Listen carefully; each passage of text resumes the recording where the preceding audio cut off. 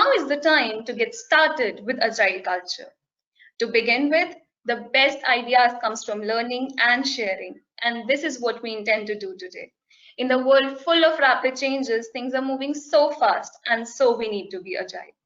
During the next few hours, we will be learning and understanding about how to build agile culture mindset, where you all will be able to join in and get to experience great thoughts from our industry experts. I don't want to take too much of your time, so without much ado, we will turn the time over to our first agile presenter today. We feel honored to have with us Mr. Nivarti Jayaram, who is the Vice President, Head of Transformation of Society General Global Solutions Center, also an expert at enterprise transformation covering people, product, process, and technology. An ICF accredited leader and career transformation coach, international conference speaker, UN peacekeeper, and mentor with over 10 years of IT experience across industry sectors. He is an Indian Air Force Service veteran who has served our country for 23 years and now excelling in IT industry. Well, that's a lot to achieve in a lifetime, isn't it? I also came across an interesting line of Nivarti, which I would like to quote here. It says, I believe agility is a state of mind. Transformation never a destination, but a continuous and an ongoing journey. Beautifully quoted, isn't it? We are absolutely thrilled to have him come to our debut event. Please welcome Nivarti Jayaram, who will be taking us through building high-performance teams in distributed agile environment. Over to you, sir.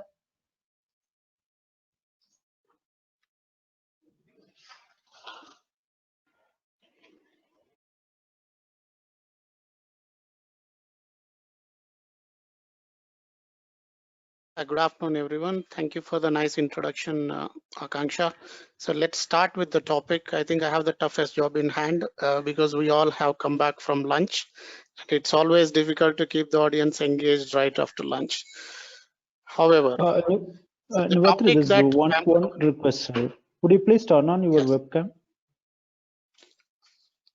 just a moment. Yeah, Yes, you should be able to see me now. yeah, perfect. Go. Okay. So building high performance teams in distributed agile environment. Now, why this topic is relevant to us today? Firstly, most of the organizations, or I would say 90% of the organizations, are now trying to move towards agile in order to not just survive in the environment that is fast changing and dynamic, but also to thrive. And as part of this, all organizations will need to be high performing. And organizations is a combination of product, people, and practices. And the major part that people play in creating a high performing organization is pretty huge and significant. So having said that, what is a high performing team? If we go by the definitions that we have, a high performance team is nothing but a group of people with a common vision, goals, and right metrics that are created for them to go ahead and collaborate their efforts together as a team, challenge each other, and also help each other to be at the same level of skills and capabilities, and are also accountable and take ownership for achieving whatever the outcomes they commit for the organization. So that is the most important aspect of a high performing team. Now, the collection or combination of these high performing teams with various cross functional skill sets creates a high performing organization. And a high performing organization is something that is focused on its goals and constantly strives to achieve the outstanding business results or objectives that the leadership sets out for themselves. So those are the two definitions that we talk about when we talk specifically on high performing teams and also high performing organizations. Now let's look at what are the characteristics that a high performing team needs to have. Any high performing team will need to have a clear vision, goals, and objectives. And it's very important for us to understand what we are set out to achieve and where our contribution is mattering to the organization. So which strategic theme of the organization or which strategic outcome of the organization our contribution is aligned to. And that's an important element which motivates us to do more and go beyond our job descriptions normally we have, and be accountable and be committed, because when we know that we are contributing to something which is pretty huge and significant for the organization, we make all the effort in the world to commit to deliver whatever we have set out for. That is one of the most important things. And the second thing is empowered and autonomous teams. When we say empowered, that means the teams need to be able to make the decisions for driving those outcomes which they are given as vision, or they themselves decide at frequent intervals as part of our agile events to achieve. So whether it is a sprint or a PI planning, if you are running scaled agile, so empowerment is very important. So if you are not empowered, what is the outcome? There would be a delay in decision making. That means you will reach out to certain different levels of hierarchy to get the right decisions for yourself, which means there is a handoff between you and your leader or managers. And also there is a delay in decision making, which will impact the speed of delivery and the outcomes. And also autonomy is greatly important. Autonomy and empowerment go hand in hand. Now, most of the times we tend to see that people interchangeably try to synonymously look at autonomy and independence. Autonomy is being able to exercise your authority within the boundary of what is provided by the leadership or the organization. Independence is something which you can decide for yourself without any boundaries. Most of the times when we even give autonomy to teams, they tend to transgress between getting autonomy to gaining independence, and that creates a conflict in the leadership and also the strategy the organization is set out to. Many times, because of our lack of understanding, lack of maturity, lack of clarity, we tend to make decisions which may not be aligned with the overall outcome that we are looking for. So we should not try to look at autonomy as independence. So being autonomous is the biggest feature for high performing team. Another one, problem solving. This is most important because again, to be able to deliver whatever outcomes we have promised or committed, we should have all the capabilities within ourselves to be able to solve the problems that we have in hand, which means we need to have a team that is more collaborative. Each member of the team is looking to support and help people within the team upskill to the same level of excellence and expertise and knowledge as themselves. Each and every member of the team needs to be able to sustain and deliver whatever they have promised on their own. And to do that, it is very important that everybody is at the same level of excellence and be collaborative. If someone is having an issue, a problem, if you know how that problem can be solved, instead of waiting for that person to raise it as an escalation or raise it to a scrum master or a coach or a leader or a manager, and then you look at going and trying that, trying to solve that problem. Instead of doing that, we should be more collaborative and look to solve the problems for our team members as well. Unanimous decision making is another element. When we say unanimous decision making, the meaning behind that or the intent behind that is to be able to bring the complete team to a common page. On the same page is what we call. That means everybody has the same understanding of the intent, of the vision, of the outcomes, of the goals that we are looking to achieve. When we all have the same understanding of that particular requirement, it's more easier for us to get to a unanimity in decision making and manage conflicts. The biggest problem we all face is egos, and conflicts originate from ego of me being right or me wanting to be right. High characteristic of a performance team is to be able to manage conflicts within the team. We would get into conflicts, that is human, but how you are able to manage these conflict and resolve within the purview of the team itself is what makes a team as high performing. Until unless we are not able to manage conflicts within the team, we will not be able to achieve complete collaboration. That means we want a team culturally to move from a culture of competition to culture of collaboration, and that is what makes a team high performing.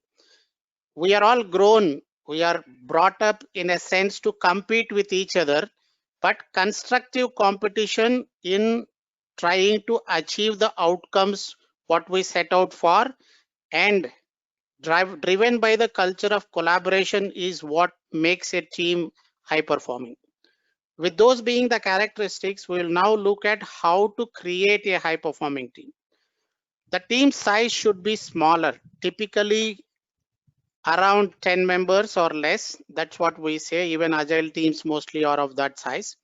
Provide a clear vision and empowerment. So the organization, the leadership should be able to provide a clear vision of what they are supposed to be achieving over a period of time. So it may be about 2 weeks if you are running a sprint, if 3 months if you are running a agile release train, and so on. So the near time and the long term vision, and of course empowerment. The team need to trust each other, so they should be able to build trust. When we talk about trust, there is a major equation that can define trust. We all try to understand how to build trust. Trust is driven by credibility. So if you have credibility built in, or you are able to create that sense of credibility in your team members, that whatever you are saying is authentic, is coming from a sense of your experience, then trust is built. The second aspect of building trust is reliability. How reliable you are, how much the team can rely on when you say, I will be able to deliver this in the next 2 weeks. How reliable team can be. Team can still rely to say you will not be able to deliver. Team can rely on you to say, yes, you will deliver. Or team also can rely on you to say, okay, this person may probably delay it, by 2 days or 3 days. It is the reliance, how credible, how reliable you are. And the third element that comes in as part of building trust is intimacy. How intimate you are in relationship within the team, which means, are you be open to being vulnerable in the team? Vulnerability drives intimacy. Being vulnerable means if I don't know something, even though I may be the most experienced person in the team, do I have the courage to go back and ask even a new joiner to say, this is something I don't know. Can you try and teach me? That is when the element of intimacy builds up. If we keep sitting in our cocoon that, okay, I am the most experienced guy and I'm supposed to be finding out, and in the end, it comes out that you are not able to deliver, then the trust is lost. Your credibility is lost and your reliability is lost. So trust, credibility, reliability, and intimacy, these are the positive factors which contribute to building of trust. And the biggest negative factor is self-orientation. If you are always focused on yourself, what you are trying to achieve for yourself, or what recognition you are trying to look to gain for yourself, if the orientation is always on you, then people tend to lose trust on you. So that is a significant negative aspect for us to have. Our orientation always should be towards team or your business unit or technology unit or towards your organization. So that will build trust. So it's very important to build trust within the team. Without trust, there is no high performing team. Provide inspirational leadership, and this is very important, and we'll look more on leadership in the future slides. And it's also important to focus on the team and the dynamics to build a high performing team. And we all know the formation stages of a team. We call about forming, norming, storming, performing, and adjoining. So for a leader and also a coach or a scrum master who are expected to be driving the creation of an high performing team, they need to really be focused on the dynamics playing out within the team. So these are some steps with which we can create high performance teams. In a distributed environment, when we talk about distributed agile, and most of us belonging to the global offshoring centers, how do we build high performing teams? When we are talking about having autonomy, having ownership, having empowerment, which means we need to have a team of people who are essentially co-located and have the right level of authority to be able to make certain decisions. So how do we do that? And when we form any new team, most of the times we start with us being extended delivery teams, which means we would be contributors to a major team that is sitting onshore, and it may be one or two people we start with and who contribute to a certain outcome the onshore team is delivering. So we start with being an extended delivery team. Now, if you have to move that small group of people, one or two people, and build a high performing team here, which can take full ownership for that, you will have to go by a phased ownership model.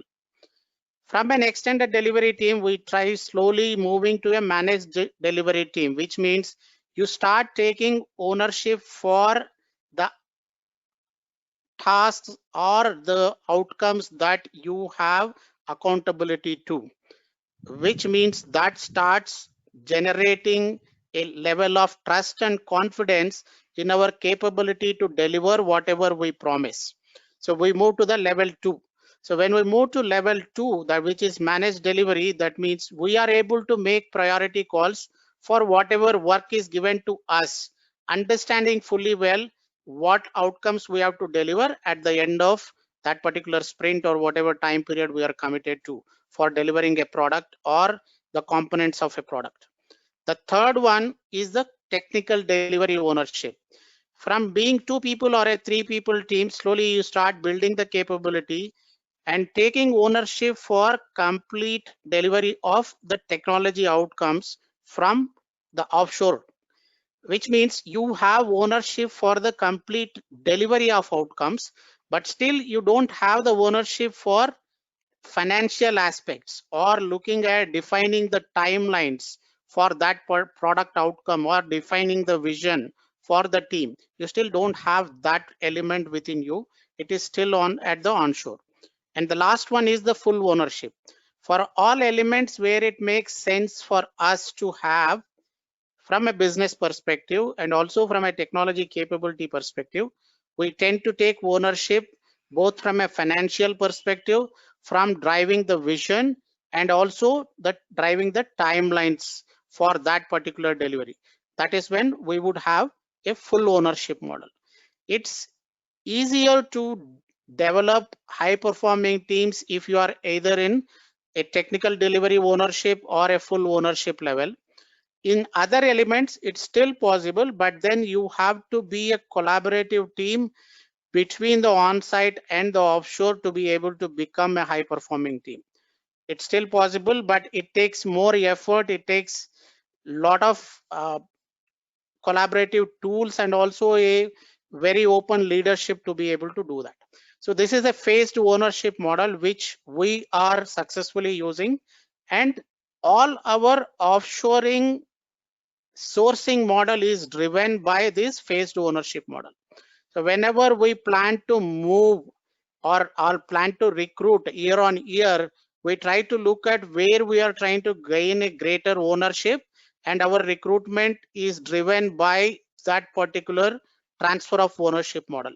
This is what we do, and that's how we are trying to build our high performing teams and co-locate them wherever it makes sense. Now, we also talk about the leadership role in creating a high performance team. It's the most significant aspect. So first, identify right people. People with the right mindset, with the right culture, right attitude is the primary element that we need to have so that we can build high performing teams. Then focus on team dynamics. This is again, this we covered in the earlier slide as well. It's important for the leader and also the coaches and also scrum masters who are kind of facilitators in the team to be able to keenly observe the team dynamics, what is being spoken, what is not being spoken. Is there a sense of conflict within the team? Is there a kind of limitation or lack of intimacy? How would we know that? If somebody comes to you and says, okay, I probably have a conflict with X or Y in the team, that means there is a definite lack of trust. The moment they are coming to us to solve a problem than solving themselves, that is a clear indication that there is something wrong within the team. It may be due to whatever reasons, but the dynamics are not in the right state. And number three, have the right feedback system. So we need to understand how each member of the team is open to take feedback. Somebody is quite open to take feedback in a group forum. Somebody may be able to take the feedback in the right sense, probably spoken one-on-one than being spoken in the group. So we need to understand how people try to take feedback or open to take feedback rather than just going by our mechanism of giving feedback. It's not about this is how would I would provide feedback. It's also about how receptive or how well the other person would be receptive for that feedback. And measuring team performance rather than measuring individual performance. This is again a level of maturity that we need to look at, moving from individual performance measurement to team performance measurement. The next element, again, we talked about this empowerment and autonomy. This is again an important element. Without leadership, it's not possible. It is for the leader to empower the team, leader to provide that autonomy. That means leaders should look at delegating not just tasks.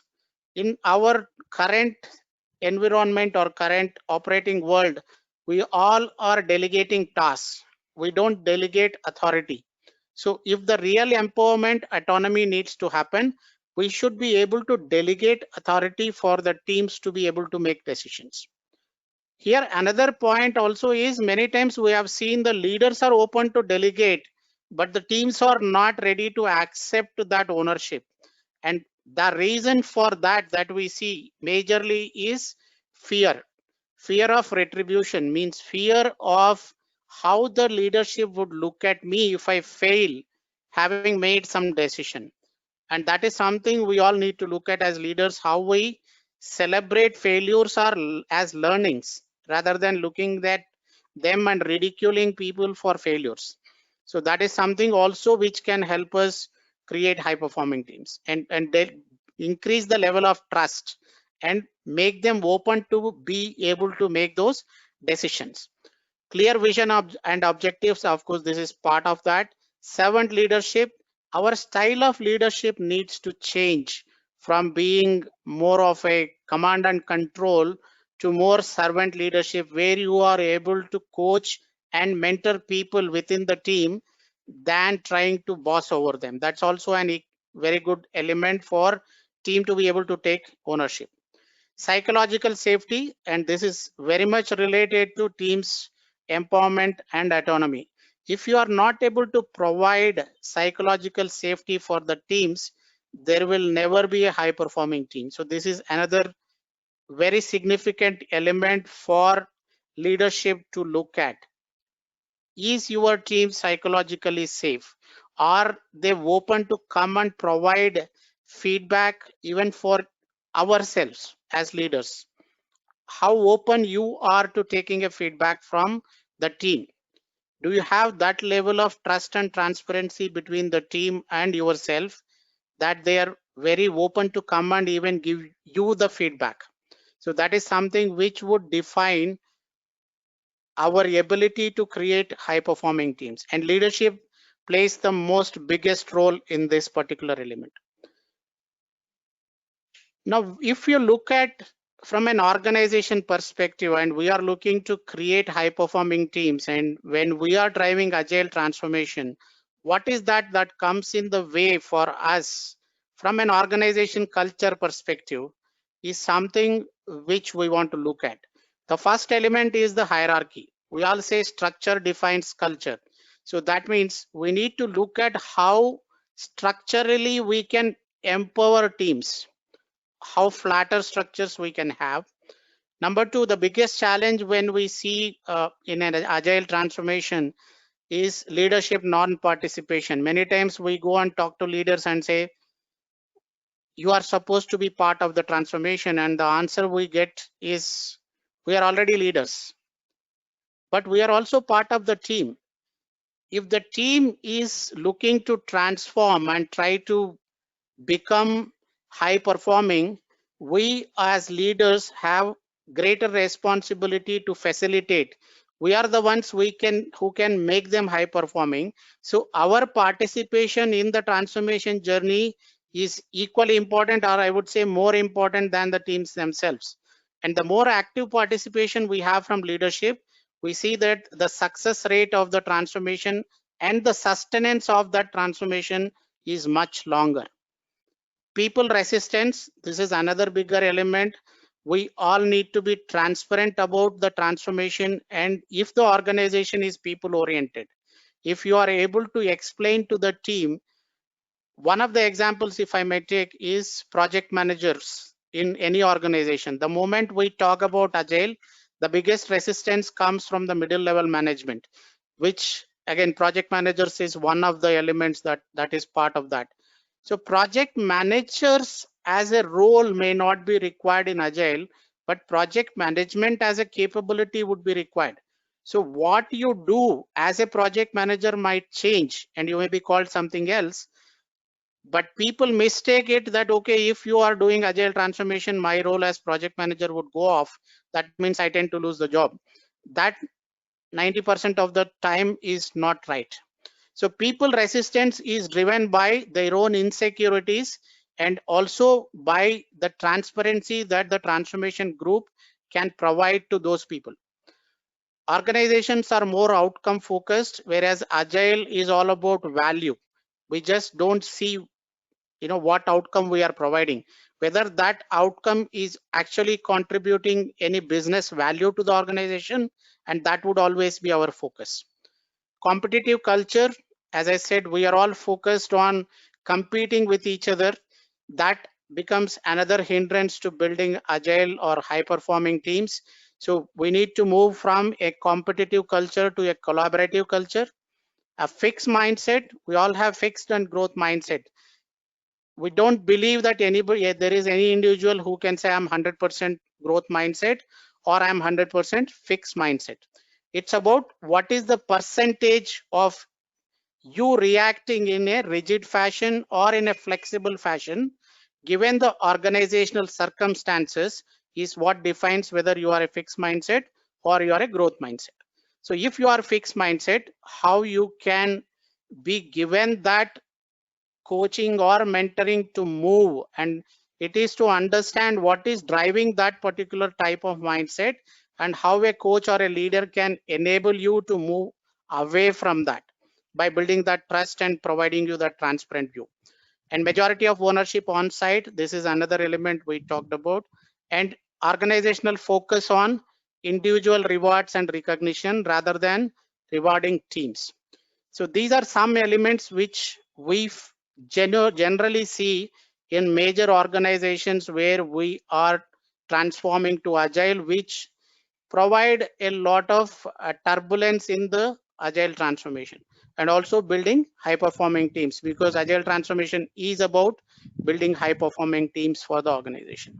So with that, I just come to end of my presentation. I would be open for any questions. If you want to connect with me, do feel free to reach out on LinkedIn, or you can visit my own website, nivartijairam.com. Thank you for listening patiently, and I would take any questions if there are. Thank you so much, Nivatri. I mean, it's we know that it's very difficult after lunchtime. So, but it was a great session by you. I mean, we gathered a lot of insights. There are a couple of questions from audience. The first question is that how organization structures, hierarchies, layers, structure influences in building high performance team culture. Okay, so the answer to that is the more hierarchical the structure is, the lesser the empowerment comes down to the teams. Which means if the organization is very hierarchical, that means you are putting lot of onus and ownership within the hierarchy. That impacts, or I would say that hinders delegation of authority, and that means empowering or making teams autonomous within the system. And empowerment and autonomy is a significant element helping create high performing teams, and that is the biggest issue with having hierarchy. That's why the lesser the hierarchy, the more flatter the organization is, the more easier it is for us to create high performing teams. Also, the more it is hierarchical, we are promoting individual attention. That means the recognition is also more individual. When we talk about high performing teams or even agile organizations, the growth is not hierarchical. How much of expertise you are gaining within your domain, it's more horizontal. That means the depth is much higher. If I am a domain expert probably for 5 years now, how I can become a better expert within the system in the next 10 years on the same technology, or how much more I can learn in different upcoming technologies to be of greater value to the organization would normally should be the focus. And that focus can come when I don't have a hierarchical growth to look at. If you have a VP who can be called, who can focus and do hands-on work, people would be more open to continue developing and become a vice president in an organization, even doing the same work they are doing today. Because we lack that, people look to become managers or look to become leaders, what we call in the current structures we have. So that's the issue with hierarchy. Yeah, I completely agree with your statement. Thank you so much for your time. Have a great day. Thank you.